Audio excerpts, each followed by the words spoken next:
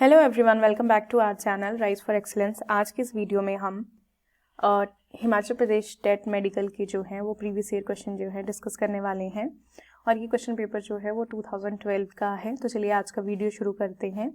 हमारा first question है कि जो सॉइल प्रोफाइल होता है उसमें सबसे लोएस्ट ओरिजिन कौन सा होता है। हमारे ऑप्शन है सब सॉइल, बेड रॉक, ग्रेवल या फिर ह्यूमस। तो इस क्वेश्चन का जो करेक्ट आंसर है that is bed rock. Bed rock जो है वो सॉइल प्रोफाइल का जो है सबसे लोएस्ट ओरिजिन होता है, ये आपने ध्यान में रखना है। हमारा अगला क्वेश्चन है कि जो कॉर्बेट नेशनल पार्क है वो कब डिक्लेयर हुआ था। हमारे ऑप्शन है 1946, 1935, 1995 और 2011। तो इस क्वेश्चन का करेक्ट आंसर है 1935। ये नेशनल पार्क जो है वो एस्टैब्लिश हुआ था 1935 में, बिकॉज यहाँ पे ऑप्शन 1935 दिया हुआ है। अगर 1936 ऑप्शन दिया हो तब भी आप उसको करेक्ट कर सकते हैं। और ये जो नेशनल पार्क है इसका पहले नाम था हेली नेशनल पार्क और बाद में जो है इसे रीनेम किया गया था। ये नेशनल पार्क जो है वो नैनीताल डिस्ट्रिक्ट में है, उत्तराखंड में। हमारा अगला क्वेश्चन है कि जो ब्रायोफाइलम है वो कैसे रिप्रोड्यूस करता है। हमारे ऑप्शन हैं रूट्स, लीव, स्टेम या फिर फ्लावर्स। तो इस क्वेश्चन का करेक्ट आंसर है लीव। ब्रायोफाइलम जो है वो लीव से रिप्रोड्यूस करता है। और अगर इसके बारे में देखें तो ब्रायोफाइलम जो है ग्रुप ऑफ प्लांट स्पीसीज है जो कि फैमिली क्रस्टुलेशिए को जो है वो बिलोंग करता है। हमारा नेक्स्ट क्वेश्चन है कि जो एक प्लांट सेल होता है वो एनिमल सेल से किस तरह से डिफरेंट होता है।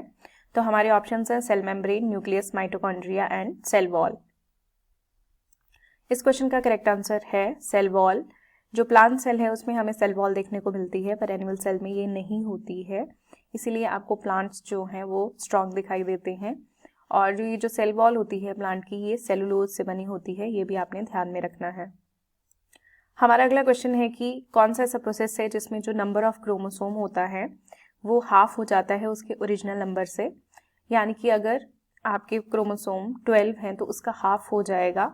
तो ये ऐसा कौन सा प्रोसेस है। तो हमारे ऑप्शंस हैं mitosis, meiosis, both and a and B, none of these.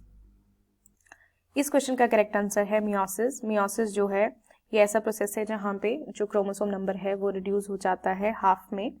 और इस प्रोसेस को जो है वो आपका रिडक्शनल डिवीजन भी बोलते हैं, तो ये आपने ध्यान में रखना है। हमारा अगला क्वेश्चन है कि फ्लावर के डिफरेंट डिफरेंट पार्ट्स जो हैं वो हम देखते हैं। तो फ्लावर का आउटर मोस्ट पार्ट जो कि ग्रीन कलर का होता है उसे क्या बोलते हैं। हमारे ऑप्शन है anther, stigma, calyx and Corolla. इस क्वेश्चन का करेक्ट आंसर है कैलिक्स। फ्लावर के जो रंग बिरंगा पार्ट होता है वो उसका जो ग्रुप होता है उसको कोरोला बोलते हैं, लेकिन यहाँ पे इन्होंने ग्रीन कलर का पार्ट पूछा है तो दैट इज कैलिक्स। और ये जो कैलिक्स है ये किससे बनता है, ये ग्रुप ऑफ सेपल्स से बनता है, ये आपको पता होना चाहिए। हमारा नेक्स्ट क्वेश्चन है कि ट्रांसफर ऑफ पोलन ग्रेन्स जब एंथर से स्टिग्मा के ऊपर होती हैं फ्लावर में तो इस प्रोसेस को क्या बोलते हैं। हमारे ऑप्शंस हैं germination, fertilization, pollination, none of these. इस क्वेश्चन का करेक्ट आंसर है पॉलिनेशन। पॉलिनेशन में जो है ये ऐसा प्रोसेस है जहां पे पोलन ग्रेन्स की ट्रांसफर होती है एंथर टू स्टिग्मा। हमारा अगला क्वेश्चन है कि इसमें से कौन सा प्लांट है जो लोमी और क्ले सॉइल में जो है अच्छे से ग्रो करता है। हमारे ऑप्शन हैं wheat, gram, both A and B, none of these. इस क्वेश्चन का करेक्ट आंसर है बोथ ए एंड बी, यानी कि वीट और ग्राम दोनों ही जो है इन सॉइल्स में अच्छे से ग्रो करते हैं। हमारा 9th क्वेश्चन है कि the product of photosynthesis is, यानी कि फोटोसिंथेसिस जब होता है तो लास्ट में क्या प्रोडक्ट बनता है प्लांट्स के लिए। हमारे ऑप्शन हैं glucose, carbon dioxide, starch, carbon monoxide. इस क्वेश्चन का करेक्ट आंसर है glucose. The product of photosynthesis is glucose, ये आपने ध्यान में रखना है। हमारा 10th क्वेश्चन है कि कौन सा ऐसा प्लांट है जो इंसेक्टिवोरस प्लांट है। इंसेक्टिवोरस प्लांट का मतलब है जो इंसेक्ट्स को खा जाते हैं। हमारे ऑप्शन हैं pitcher plant, leguminous plant, green plant या फिर अमरबेल। इसका करेक्ट आंसर है पिक्चर प्लांट। पिक्चर प्लांट जो हैं वो आपके इंसेक्टिवोरस प्लांट हैं जो कि इंसेक्ट्स को खा जाते हैं। पिक्चर प्लांट में अगर आप देखें तो ये जो पिक्चर शेप होती है ये बेसिकली लीफ से ही बनी होती है और ये इसलिए इंसेक्ट्स को खाते हैं बिकॉज इनको नाइट्रोजन की ज़रूरत होती है, तो this is also important. 11th question है कि प्लांट्स में जो ग्रीन कलर का पिगमेंट होता है उसका क्या नाम है। हमारे ऑप्शंस हैं क्लोरीन, क्लोरोफिल, कस्कटा या फिर क्रोमोफोर। इस क्वेश्चन का करेक्ट आंसर है क्लोरोफिल। क्लोरोफिल जो है वो ग्रीन कलर का पिगमेंट होता है प्लांट्स में, जिसका फंक्शन होता है ग्रीन कलर देना और साथ में ही सनलाइट को जो है ये एब्जॉर्ब करता है। This is the main function of chlorophyll. हमारा अगला क्वेश्चन है कि फोटोसिंथेसिस जब होता है तो इस प्रोसेस में कौन सी चीज़ें जो हैं एज अ कैटलिस्ट यूज होती हैं। हमारे ऑप्शंस हैं sunlight, chlorine, sunlight, chlorophyll, leaves, potassium या फिर पोटेशियम एंड क्लोरीन। इस क्वेश्चन का करेक्ट आंसर है सनलाइट एंड क्लोरोफिल। ये दोनों चीज़ें जो हैं फोटोसिंथेसिस में एज अ कैटलिस्ट जो है यूज होती हैं। क्लोरोफिल जो है वो सनलाइट को कैप्चर करता है और सनलाइट की वजह से ही फोटोसिंथेसिस जो है वो पॉसिबल हो पाता है। हमारा अगला क्वेश्चन है जो कि बहुत ही इजी क्वेश्चन है कि इसमें से कौन सा फिनोमिना जो है वो प्लांट्स में होता है। हमारे ऑप्शंस हैं फोटोसिंथेसिस, ट्रांसपिरेशन, रेस्पिरेशन या फिर ऑल द अबव। तो इस क्वेश्चन का आंसर है ऑल द अबव। ये जो तीनों प्रोसेसेस हैं ये हमें प्लांट्स में जो हैं देखने को मिलते हैं, तो ये आपने ध्यान में रखना है। हमारा अगला क्वेश्चन है कि जो कैक्टस होते हैं उनमें कौन सा जो ऑर्गन है वो रिप्रोडक्टिव ऑर्गन की तरह काम करता है। हमारे ऑप्शंस हैं स्टेम, फ्लावर, थॉर्न या फिर रूट्स। इस क्वेश्चन का करेक्ट आंसर है स्टेम। कैक्टस की जो स्टेम होती है वो एज अ रिप्रोडक्टिव ऑर्गन जो है वो काम करती है। नेक्स्ट क्वेश्चन है कि कौन से ऑर्गेनिज्म को नेचर्स का प्लाउमैन बोलते हैं। हमारे ऑप्शंस हैं ऑक्सन, अर्थवॉर्म, ईस्ट या फिर रैट। इस क्वेश्चन का करेक्ट आंसर है अर्थवॉर्म। अर्थवॉर्म जो है वो नेचर का प्लाउमैन बोला जाता है या फिर फार्मर का फ्रेंड भी बोला जाता है, क्योंकि आपको पता है अर्थवॉर्म जो है वो खाद के लिए यूज होते हैं।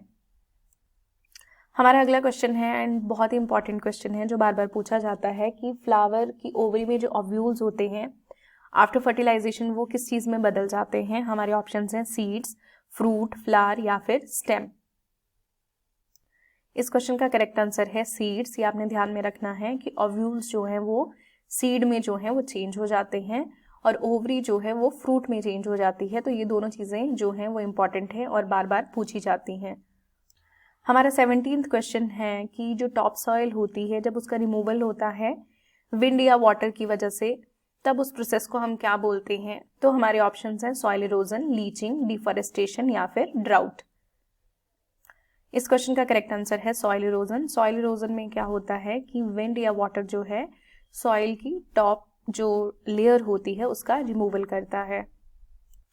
हमारा 18th क्वेश्चन है कि जो मेडिसिन्स हैं जो माइक्रो ऑर्गेनिज्म की ग्रोथ को जो है वो स्टॉप करती हैं या फिर उन्हें किल करने में हेल्प करती हैं, उन मेडिसिन्स को हम क्या बोलते हैं। हमारे ऑप्शंस हैं एनाल्जेसिक्स, एंटीपायरेटिक्स, एंटीबायोटिक्स या फिर नन ऑफ दीज। इस क्वेश्चन का करेक्ट आंसर है एंटीबायोटिक्स। एंटीबायोटिक्स जो है वो माइक्रो ऑर्गेनिज्म जो होते हैं उनको या तो आपने उनकी ग्रोथ को स्टॉप करवाना है या फिर उनको किल करना है, तो आप एंटीबायोटिक्स का यूज करते हैं।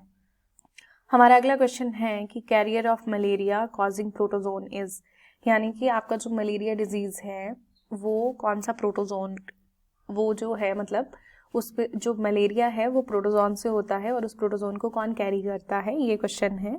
तो आपने इसमें ध्यान देना है बिकॉज ये क्वेश्चन भी बार बार पूछा जाता है। इसमें ऑप्शंस हैं female of anopheles mosquito, female Aedes mosquito, rhizobium bacteria या फिर बोथ ए एंड बी। इस क्वेश्चन का करेक्ट आंसर है फीमेल एनोफिलीज मस्किटो। आपने ध्यान में रखना है कि जो मस्किटो हैं उसमें जो फीमेल होती है वही हमेशा जो है वो हमें काटती है, और जो फीमेल एनोफिलीज मस्किटो है वो क्यों जो है वो हमें काटती है, बिकॉज उसको ब्लड की ज़रूरत होती है अपने एग्स के लिए, और हमारे ब्लड में जो आयरन है वो उसके एग्स को जो है वो हेल्प करता है। तो ये एक्स्ट्रा इन्फॉर्मेशन जो है आपने ध्यान में रखनी है। और जब ये एक मान लो किसी पर्सन को मलेरिया है तो वहाँ पे जो प्रोटोजोन है, तो जब मस्किटो जो है वहाँ पे काटती है तो वो उस प्रोटोजोन को भी कैरी कर लेती है और फिर दूसरे में ट्रांसफ़र कर देती है। तो आपने ये भी ध्यान में रखना है कि जो मलेरिया है वो प्रोटोजोन से होता है और प्रोटोजोन जो है उसका नाम है प्लाज्मोडियम, और प्लाज्मोडियम को जो कैरी करता है उसका नाम है एनोफिलीज मस्किटो, जो कि वेक्टर की तरह काम करती है। हमारा अगला क्वेश्चन है कि ऑर्गेनिज्म जो अपने यंग वंस को बर्थ देते हैं उन्हें क्या बोलते हैं। विविपेरस, ओविपेरस, मल्टीपेरस या फिर नन ऑफ दीज। इस क्वेश्चन का करेक्ट आंसर है विविपेरस। विविपेरस जो होते हैं वो अपने बच्चों को जन्म देते हैं, ओविपेरस जो होते हैं वो अंडे देते हैं, और मल्टीपेरस का मतलब होता है कि एक ही टाइम पे एक से ज़्यादा बच्चों को जन्म देना, तो उन्हें बोलते हैं मल्टीपेरस। तो इस क्वेश्चन का करेक्ट आंसर है विविपेरस। हमारा अगला क्वेश्चन है कि एड्रीनल ग्लैंड जो है उसका पोजीशन क्या है, कहाँ पे वो सिचुएटेड होता है। हमारे ऑप्शंस हैं ब्रेन, नेक, स्क्रॉटम या फिर on the top of kidneys. इस क्वेश्चन का करेक्ट आंसर है on top of kidneys. Adrenal gland जो है, एड का मतलब होता है नियर, रीनल का मतलब होता है किडनी, किडनी के लिए रीनल वर्ड लगता है, तो किडनी के पास वाला जो ग्लैंड है उसको बोलते हैं एड्रीनल ग्लैंड। तो इस क्वेश्चन का करेक्ट आंसर है ऑन टॉप ऑफ किडनीज। हमारा 22nd क्वेश्चन है कि साल्क वैक्सीन जो है वो किसके लिए यूज़ की गई थी। हमारे ऑप्शंस हैं स्मॉल पॉक्स, पोलियो, रेबीज या फिर मीजल्स। तो ये वाली वैक्सीन जो है वो पोलियो डिजीज़ के लिए यूज़ की गई थी, तो इस क्वेश्चन का करेक्ट आंसर है पोलियो। हमारा अगला क्वेश्चन है कि जो इंसीजर हमारे टूथ है उसका काम क्या होता है, किस लिए वो है हमारे पास। तो हमारे ऑप्शंस हैं biting and cutting, chewing, munching and chewing या फिर मंचिंग। इस क्वेश्चन का करेक्ट आंसर है बाइटिंग एंड कटिंग। हमारे जो इंसीजर हैं यानी कि हमारे जो ये आगे वाले दांत होते हैं बेसिकली बाइटिंग और कटिंग के लिए होते हैं। हमारा अगला क्वेश्चन है कि जो पल्स बीट है अगर उसको मेजर करना है तो किससे आप मेजर कर सकते हैं। हमारे ऑप्शंस हैं आर्टरी, नर्व, वेन या फिर कैपिलरी। इस क्वेश्चन का करेक्ट आंसर है आर्टरी। आर्टरी से जो है पल्स बीट को मेजर किया जा सकता है।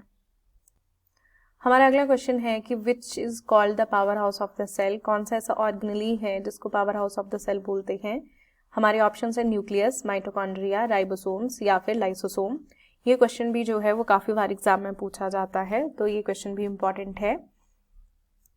इस क्वेश्चन का करेक्ट आंसर है माइटोकॉन्ड्रिया, बिकॉज माइटोकॉन्ड्रिया जो है ये एटीपी प्रोडक्शन करता है। एटीपी का फुल फॉर्म है एडिनोसिन ट्राइफॉस्फेट, तो इसीलिए इसको power house of the cell जो है वो बोला जाता है।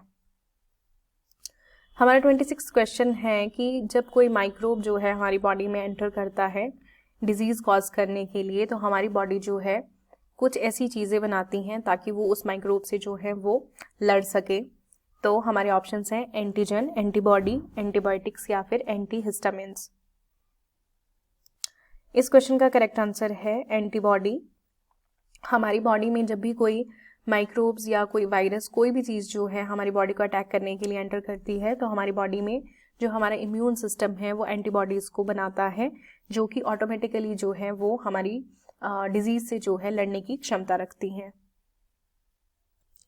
हमारा अगला क्वेश्चन है कि जो ब्लड कोगुलेशन डिसऑर्डर्स होते हैं, ब्लड कोगुलेशन का मतलब है कि ब्लड जो है वो इकट्ठा हो जाता है, या फिर आप ऐसा बोल सकते हैं कि ब्लीडिंग ही होती रहती है उस पर्सन को, और वो आपका जो, जैसे फॉर एग्जांपल आपको अगर चोट लगी है तो थोड़ी देर बाद आप देखते हैं कि वहाँ पे जो है वो अपने आप ही ब्लड रुक जाता है।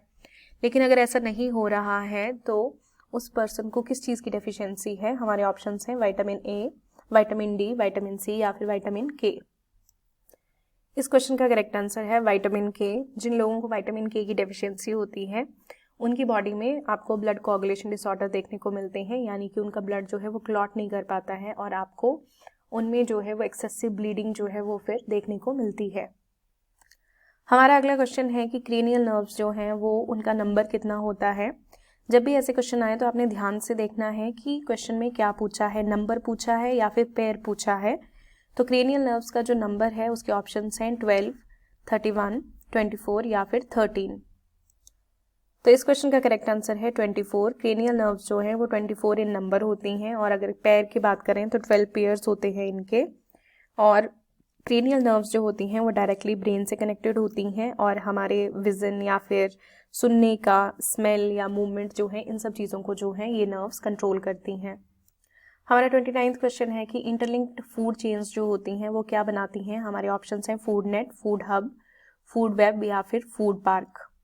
इसका करेक्ट आंसर है फूड वेब, यानी कि बहुत सारी फूड चेन्स जब इकट्ठी हो जाती हैं तो एक जाला सा बन जाता है जिसको हम बोलते हैं फूड वेब। हमारा आज का लास्ट क्वेश्चन है कि कौन से ऐसे एनिमल हैं जो हाइबरनेट नहीं करते हैं। हाइबरनेशन का मतलब होता है विंटर स्लीप, यानी कि विंटर में जो है ऐसे एनिमल्स जो हैं वो अपनी एक्टिविटीज़ को कम कर देते हैं। हमारे ऑप्शंस हैं फ्रॉग, ऑक्स, पोलर बेयर या फिर बोथ ए एंड सी। इस क्वेश्चन का करेक्ट आंसर है ऑक्स। ऑक्स जो है वो हाइबरनेट नहीं करता है, लेकिन जो फ्रॉग एंड पोलर बेयर हैं वो हाइबरनेट करते हैं। हाइबरनेशन में आप देखेंगे कि इनका बॉडी टेम्परेचर लोअर हो जाता है, ब्रीदिंग रेट, हार्ट रेट जो है ये चीज़ें इनकी लोअर हो जाती।